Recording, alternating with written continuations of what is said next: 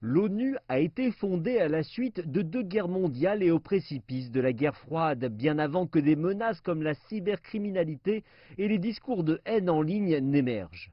Aujourd'hui, le monde est confronté à de nouvelles menaces qui mettraient en danger les progrès du XXIe siècle, de la crise climatique au côté obscur du monde numérique. Des questions ont été soulevées quant à savoir si l'organisation est toujours d'actualité aujourd'hui. C'est vrai qu'il existe de nombreuses organisations internationales dans le monde, alors que la plupart des autres organisations internationales sont conçues soit comme des groupes régionaux tels que l'Union européenne et l'Union africaine, soit comme des organisations qui s'occupent de questions dans un domaine particulier, comme l'OTAN et l'APEC. Les Nations Unies sont une véritable organisation mondiale représentant presque toutes les nations sur Terre et impliquant tous les aspects des affaires mondiales. Par conséquent, beaucoup estiment que le rôle de l'ONU est irremplaçable. La Charte des Nations Unies dispose de 3 piliers principaux pour le maintien de la paix et de la sécurité internationale, du développement durable et des droits de l'homme pour tous. Celles-ci ne peuvent être réalisées que par l'intermédiaire des Nations Unies, qui est l'organisation universelle établie par les peuples du monde entier.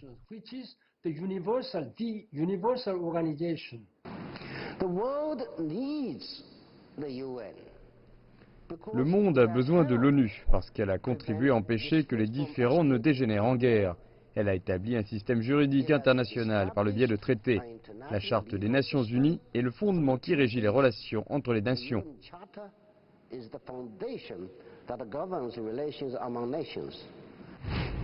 Depuis la fin de la Seconde Guerre mondiale et la naissance des Nations Unies, l'humanité n'a pas connu une autre guerre à l'échelle mondiale. Pourtant, la paix reste un luxe pour les gens dans de nombreuses régions du monde.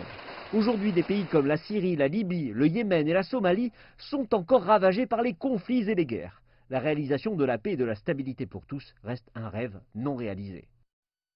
Pour beaucoup, le système international façonné par les Nations Unies et sa famille d'organismes a constitué le fondement des relations mondiales et est au cœur de la paix et de la stabilité. Le Conseil de sécurité de l'ONU reste le meilleur endroit pour trouver des solutions aux conflits et aux guerres régionales.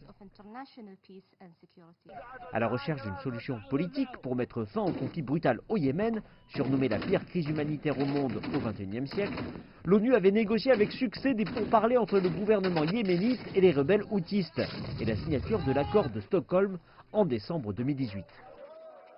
L'accord conclu entre les deux parties belligérantes à Stockholm, en Suède, comprenait des éléments clés tels que l'établissement d'une zone démilitarisée autour de la ville portuaire de Hodeïda et les échanges de prisonniers. Entre 2012 et 2020, le Conseil de sécurité de l'ONU a adopté 26 résolutions sur la Syrie, concernant la résolution de la crise syrienne. En décembre 2015, le Conseil de sécurité de l'ONU a adopté la résolution 2254 dans le but de résoudre la crise syrienne de manière politique.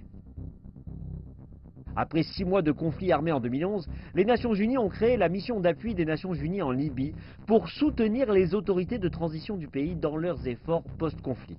La mission, récemment renouvelée par la résolution 2486 en septembre 2019, est principalement chargée par le Conseil de sécurité de soutenir un processus politique libyen inclusif.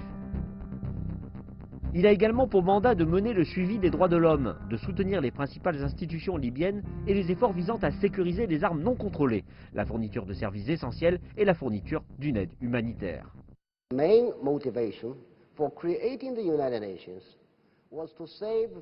La principale motivation de la création des Nations Unies était de sauver les générations futures de la guerre. Depuis sa création, l'ONU a souvent été appelée à empêcher que les différends ne dégénèrent en guerre ou à aider à rétablir la paix après le déclenchement d'un conflit armé. Dans l'ensemble, l'ONU a réussi à atteindre cet objectif.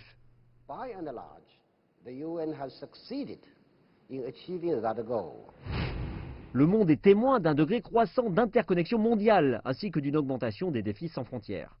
La nature mondiale de ces questions nécessite des réponses mondiales. Des événements comme la récente épidémie de Covid-19 prouvent que toutes les nations sont dans le même bateau et qu'aucun pays ne peut résoudre seul ces défis mondiaux. Le multilatéralisme, et non l'unilatéralisme, est la réponse. Et l'ONU, fondée sur le principe du multilatéralisme, fournit une plateforme unique pour rechercher des solutions multilatérales. Lorsque nous sommes confrontés aux défis que nous avons, aucun pays ne peut le faire seul. On doit le faire ensemble. Nous n'avons donc pas besoin de moins de multilatéralisme. Nous avons besoin de plus de multilatéralisme. Nous devons renforcer le multilatéralisme. Nous avons besoin de plus de coopération internationale, pas de moins de coopération internationale. À l'heure où le monde connaît les tensions géostratégiques les plus élevées depuis des années et où le sentiment de méfiance mondiale est croissant, les Nations Unies sont apparues comme un acteur ayant des avantages distincts dans la gouvernance mondiale, avec des représentations égales de ses 193 États membres en vertu de la Charte des Nations Unies. Aujourd'hui, je ne peux pas imaginer le monde sans les Nations Unies. Si la souveraineté de la nation est le pilier fondamental de la Charte des Nations Unies, personne ne veut d'un gouvernement mondial. Mais nous devons améliorer notre gouvernance mondiale.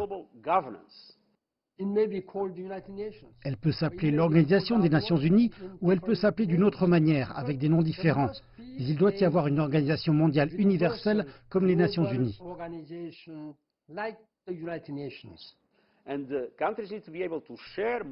Les pays doivent partager davantage leurs stratégies, leurs objectifs, leurs responsabilités, afin de pouvoir faire face à ces énormes fragilités et défis auxquels nous sommes confrontés. J'espère que partout, en Occident, en Europe, en Asie, les gens les comprendront progressivement et reconnaîtront que c'est le moment pour les organisations internationales d'être soutenues et c'est le moment de renforcer la coopération multilatérale.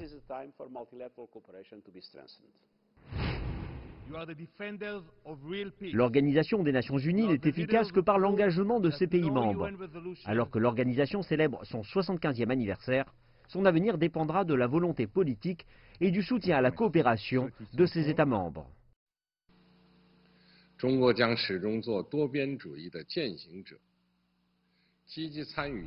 La Chine continuera d'être un acteur pour le multilatéralisme. Elle continuera de s'engager activement dans la réforme et la construction du système de gouvernance mondiale. La Chine soutiendra fermement le système international centré sur l'ONU, maintiendra fermement l'ordre international basé sur le droit international et défendra fermement le rôle central de l'ONU dans les affaires internationales.